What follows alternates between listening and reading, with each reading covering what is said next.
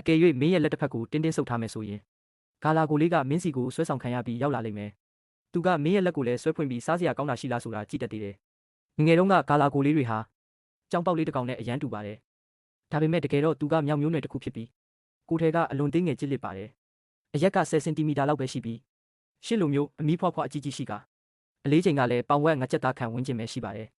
သူတို့မှာမျက်လုံးအကြီးကြီးတစ်စုံလည်းရှိပြီး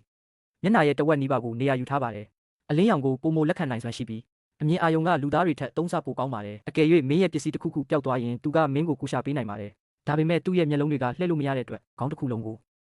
လှည့်ဖို့လိုအပ်ပါတယ်ဒါကြောင့်မို့လို့သူ့ရဲ့ပုံစံလေးကအရန်ကိုချစ်စရာကောင်းနေတာပါဂါလာကိုရဲ့နောက်ခြေထောက်တွေကရှေ့ခြေထောက်လက်တွေထက်ပိုရှည်ပြီး